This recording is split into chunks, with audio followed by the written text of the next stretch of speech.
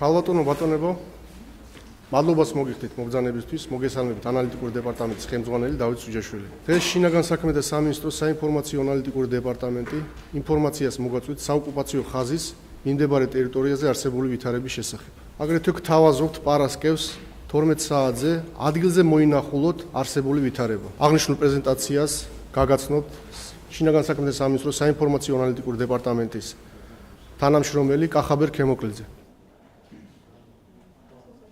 The Ministry of Internal Affairs of Georgia expressed its deep concern over the installation of the barbed wire fences by the Russian occupation forces across the occupation line in Khurvalethshi region.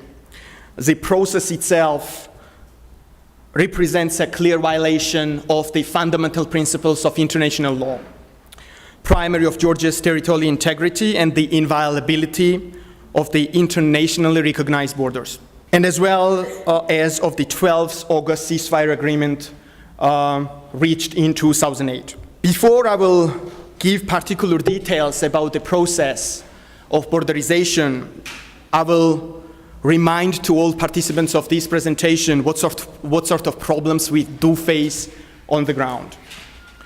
Dear guests, so-called borderization process is a major source for undermining of peace and stability on the ground. And you know that the MIA after 2008 is a major responsible governmental organization on the ground in terms of security. It's a main source of rising the tension in terms of security, for restriction of freedom of movement, restriction of farming abilities, restriction in having an access to the irrigation water, what itself is very important for the local inhabitants, especially during the summertime. It's a source of increasing of illegal detentions, restriction of interaction between the locals residing on both sides of the ABL. I know it sounds like inconceivable in 21st century, my dear guests. However, it's a pure reality what we face on the ground, all along the ABL, no matter of the ethnicity. People does not have an opportunity to get in touch with each other, and they have very good relationships, good relative ties between each other. Once again, no matter of ethnical belongings. Here are, on the slide, you see particular details about the ongoing process of borderization. The total length of the barbed wire installations across the occupied Khurvalethshi region right now for the beginning of June is nearly 20 to 25 kilometer line. For your information, overall length of the ABL itself of occupied Khurvalethshi region is nearly 350 kilometer line in total. The beginning of so-called borderization process is considered to be April-May 2011. That's the period when the first signs of the barbed wire fences appeared on the ground, in particular in village Khurvalethshi and in Nიქozში. There might be a question, what was the reaction for that time? The reaction as today was the IPRM format, Incident Prevention and Reaction Mechanism format, existed since 2008. For that time, we handled to somehow demolish the fences in the segment of Nიქozში, however, not managed to do in Khurvalethshi. So the barbed wire process started in 2011, in April, May of 2008, remained actually in Khurvalethshi. And then the intensification process started already in the spring, in February of 2013 itself. I will do my best to go case by case and give you particular details about each spot. As I already mentioned, the presentation contains the pictures and the ortho photos with all signs of borderization. And once again, I will reiterate myself, there's going to be particular questions about the signs or the signals or the terminology presented on the ortho photos. Just intervene and ask me the questions. The barbed wire fences installed at ABL in village of Kvemo, Nიქozში, Gori district has already reached right now 2-3 kilometer line. Most of which, of course, the process of borderization is a political problem for the government right now. However, the biggest issue for the locals, in particular in the villages presented in this presentation, is that those installations are located exactly on Tbilisi administrative territories. On the pictures on the left and on the right pictures, you see maybe not enough clearly. You see the Russian FSB border guards installing the barbed wires in Kvemo, Nikosi, and the overall installation across the ABL. This is the slide which gives clear picture what is happening on the ground. You see the red line is the ABL itself. The brown line is the barbed wire fences, and you see where these particular fences are located. They are located clearly, black and white on TAT.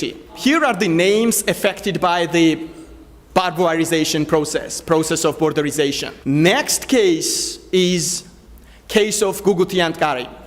The residents of Guguti and Kari faced with the similar problems, and the process of borderization started here exactly, if I'm not mistaken, at the end of February, in the beginning of spring, in the beginning of March.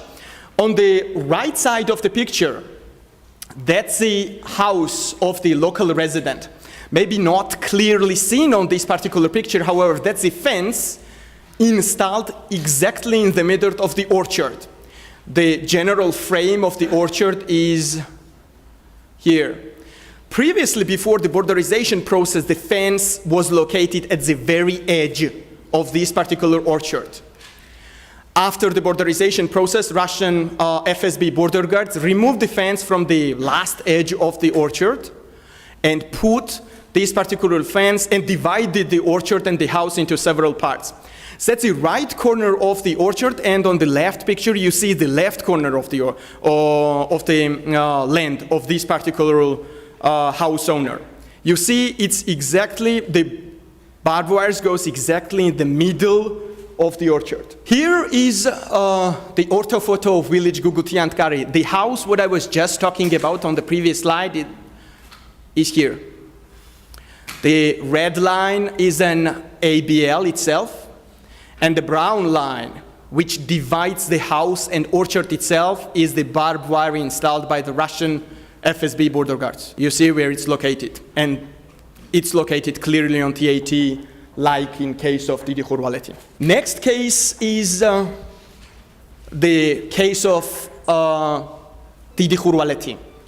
That's the case what I was mentioning a couple of minutes ago. One of the primary installations of the barbed wire fences exactly appeared in Didi Khurvaleti in spring of 2011. Here you see the houses. Here you see the houses which appeared on the other side of ABL, or of the barbed wire. However, the barbed wire fences are like on the other cases are exactly located within the TAT, Tbilisi administrative territory. Unfortunately, I have to mention that after the installations of the barbed wire fences in village Didi Khurvaleti in spring 2011, some particular local residents residing and appearing on the other side of the ABL, pity to mention, just died, and the houses became abandoned.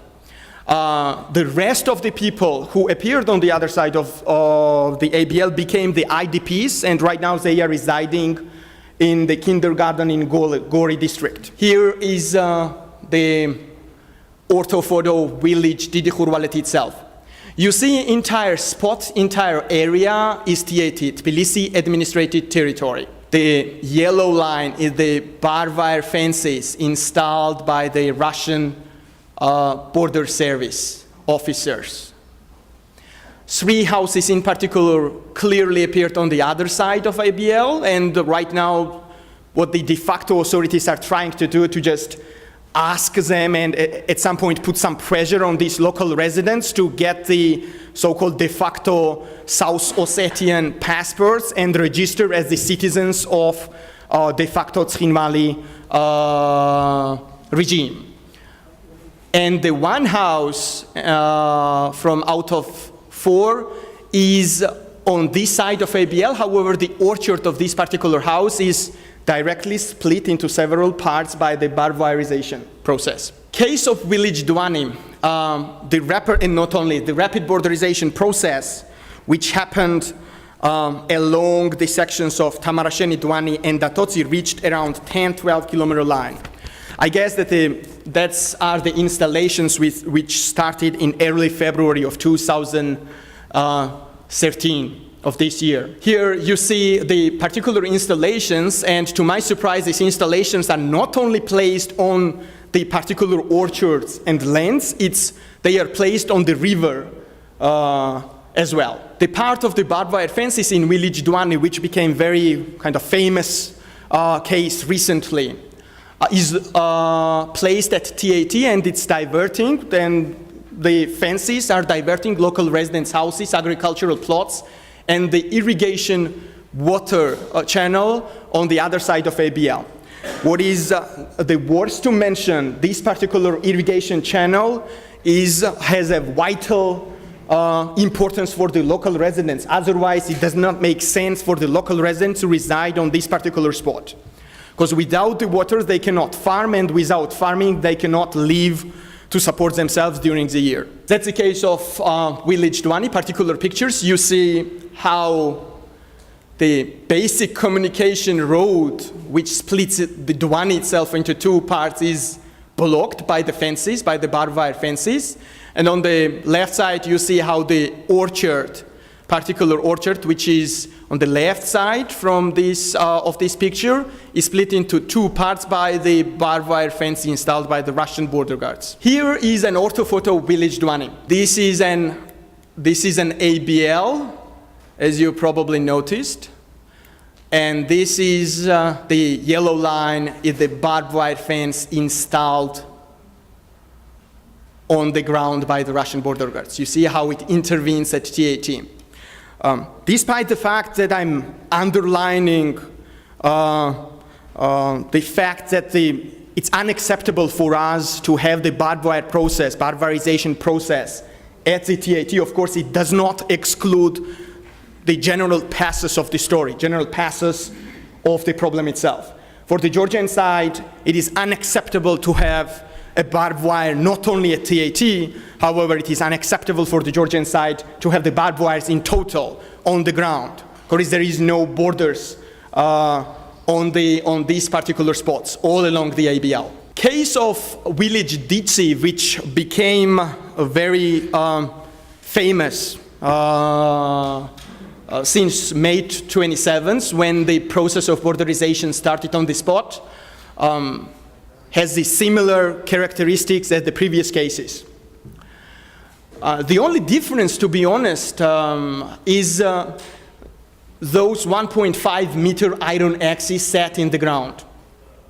These particular iron metal installations looks twice and 3 times stronger than the previous barbed wire installations, what you have seen on the pictures, according to the previous cases mentioned by me. You can see on this particular axis, iron axis, you can install several meters high barbed wire fences, which might be several times stronger than the regular barbed wire fences installed in different spots. In the case of Dicshi, there are 2 barbed wireization process goes on 2 particular spots. The first spot is here, what you see on the picture, and on the left, as you see, that's a part of the cemetery located here, located on the ground.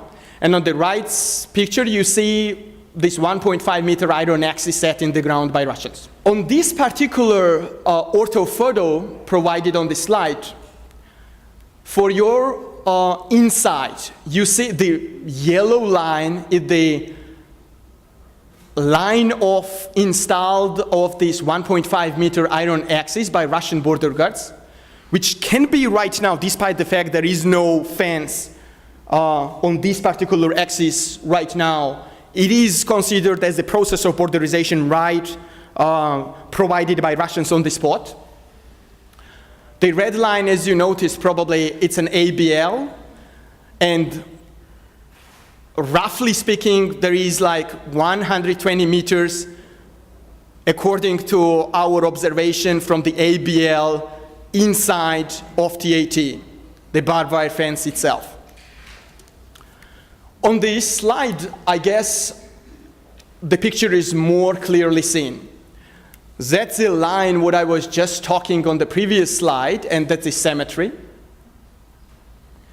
And the barbed wire iron axis installed by Russians on the one of the spots in Ditsy, and that the second area where there is a barbed wire fencing installed by the Russian border guards. Process of borderization for the moment touched nearly 17 to 18 citizens of Georgia. And once again, I will reiterate myself because those citizens of Georgia are not only ethnical Georgians, what is worth to mention once again.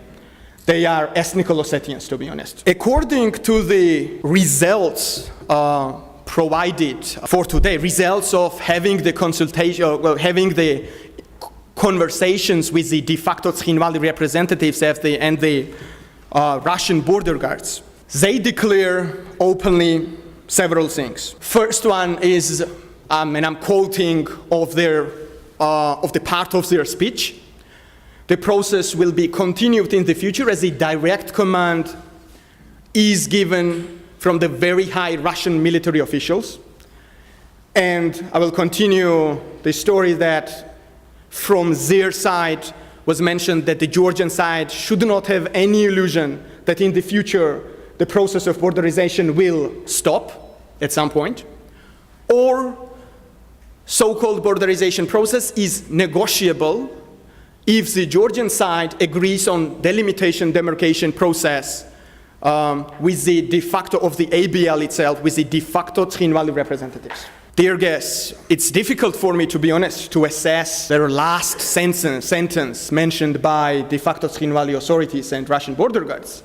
However, to be honest, from my personal point of view, that's if we consider the running on and ongoing harsh borderization activities by the Russian occupation forces on the ground, and at the same time the requesting to start the delimitation demarcation process by the between the Georgian side and the de facto Tkhinvali authorities, it's nothing than the blackmailing of the Georgian state, and at the same time challenging entire international community, especially after the political reality what we have since 2008. This issue, several diplomats and the representatives of the international organizations know very well what was the Georgian reaction after the process of borderization started from the beginning. This issue, of course, has been discussed at the Incident Prevention and Reaction Mechanism formats in Ergneti. And when we faced the direct dead end at the IPRM format, the issue has been directed to the Geneva International Discussions format.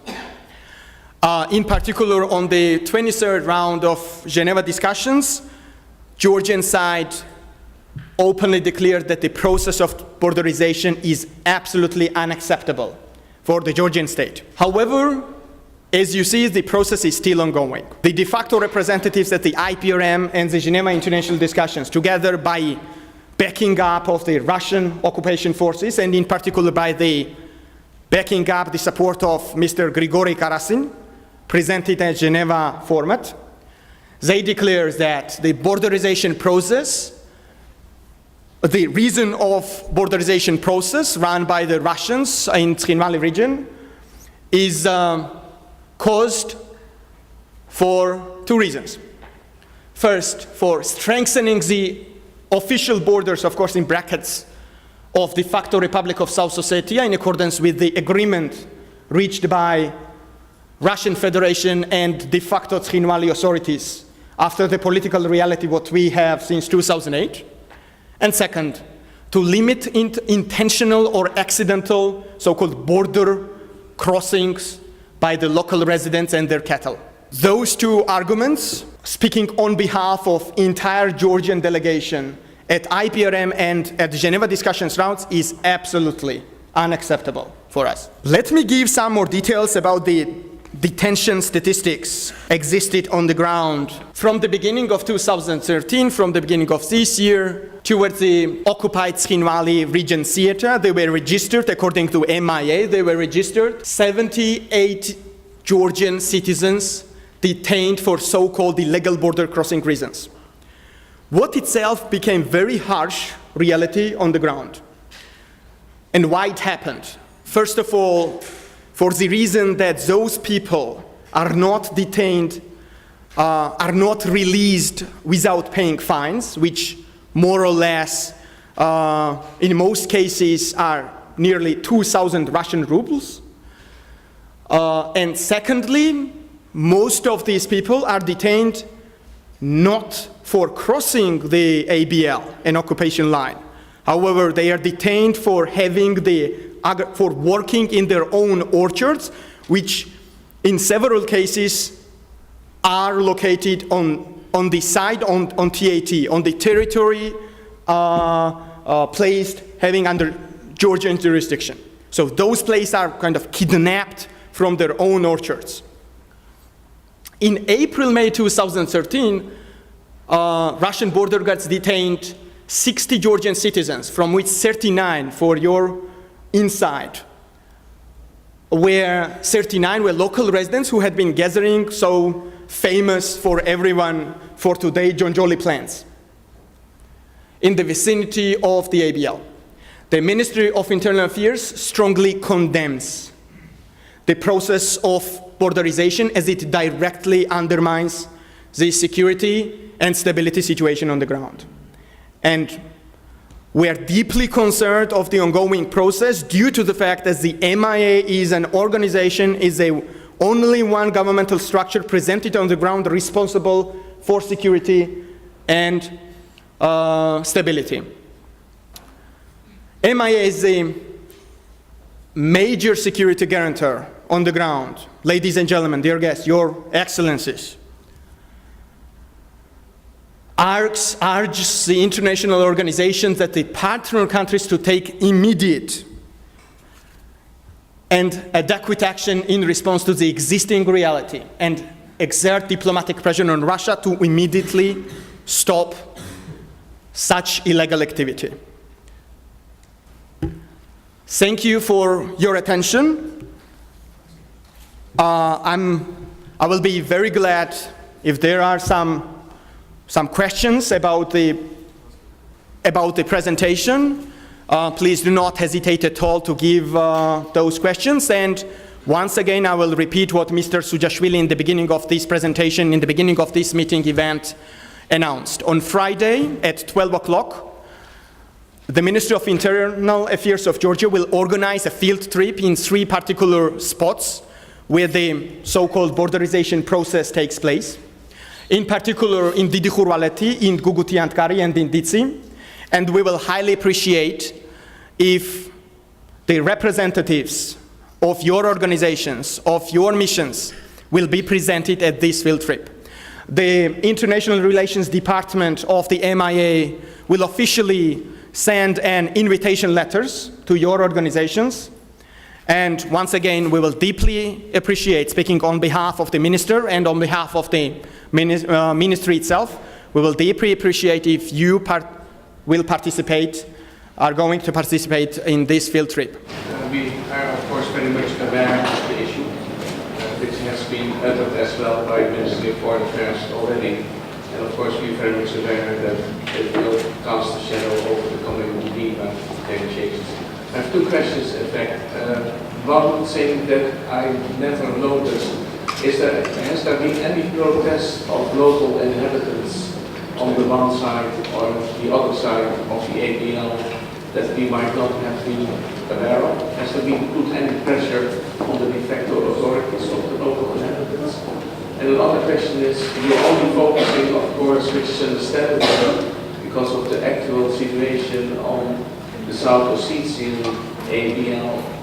Could you say a few words about the situation on the Abkhaz ABL. Do you face that similar problems? Do you expect similar problems? Or is that not an issue at the moment?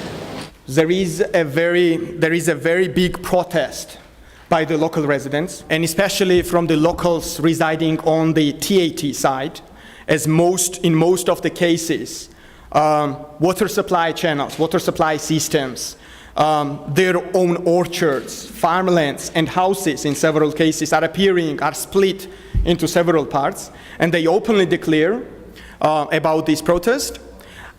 We are receiving the information from the other side through our channels and through our information sources that there is a big protest from the other side as well. However, frankly speaking, you know what is the situation in occupied Xinvali region. De facto authorities does not control anything there. And the political process is ruled by the Russian Federation authorities. Not only the FSB border guards, however, by the people who are directly political responsible figures there. The only problem, let's say, for today, for these particular people, they have very big pressure for the de facto authorities and especially from Russians to just openly declare about this protest. Because you know the ABL is very, let's say, interlinked with each other. You have to see what sort of people they are residing on both sides of the ABL. Families are split into two parts. Particular relatives might residing on this side of ABL and very close relatives on the other side of ABL. And imagine that some people, the Russian occupation forces are putting particular pressure on those and restricting this family relationship between each other. With regard to the second question, thank you very much for this. Either Abkhazian occupation line is 100% different from the Xinvali region's occupation line. And the key is the geography. The Nguri River itself is an ABL. So, frankly speaking, there is no need to put the barbed wire fences there. The only thing what the Russians do, they block the pathways across the occupation line between the Samegrelo-Zemosvaneti region and the Abkhazia itself. Thank you very much for your presentation, and this is an issue which does concern us as well. Perhaps you could say some words about Zardiant Kari. I know that there's been, difficulties in this village. Is this a village at risk of this sort of borderization activity, or is this an example where this has been prevented somehow? Thank you. Zardiant Kari is a very interesting case, and itself is absolutely different from the presentation, from the cases presented in this presentation. What happened in Zardiant Kari is that the Ministry of Internal Affairs of Georgia decided to replace its checkpoint located in the below part of village and place it in the middle part of the village. Overall, this particular village before 2008 and after 2008 was located and is located and will be located in the territory control under the Georgian jurisdiction. The replacement of the CP was agreed ahead at the IPRM and the Xinvali representatives as the Russian border guards did not object at all for the first time at the IPRM about this replacement. The reason of the replacement of the CP was that the 35 families residing in the below part of the ABL who were forced to leave their own houses and orchards and forced to live in the Gori kindergarten, those people went back to their own houses. So, frankly speaking, Zardiant Kari is absolutely different. There is no process of borderization in this village. The only thing what the de facto Xinvali representatives and the Russians are objective is that somehow, according to their statements, the CP makes uncomfortable for the 8 ethnical Ossetian families residing in the northern part of the P, however, in the margins of the village itself. But speaking on behalf of the Georgian delegation at IPRM level, it's not true. There is no discomfort, reasons at all. The CP is placed in the middle part of the village. We could even place the CP at the very edge, just directly in front of the ethnical Ossetians' so-called checkpoint. However, we avoided to raise attention for that time and put it in the middle part of the village. So the case is absolutely different, and I don't see any problems, to be honest. The checkpoint is a major security guarantor. UMM is on the place. They are direct in touch with those ethnical Georgians and ethnical Ossetian families presented on the ground. And according to their observation, there is no problem at all. First of all, this open declaration from the South Ossetia de facto authorities in the Russian Federation, do you have a date for that? Is this a recent declaration, or is this just more historical? If I'm not mistaken, this declaration, the so-called declaration about the strengthening the security of de facto Tskhinvali South Ossetia Republic by the Russian occupation forces was made, if I'm not mistaken, in spring of 2009, if I'm not mistaken. Thank you for coming once again. We highly appreciate your attendance on this presentation.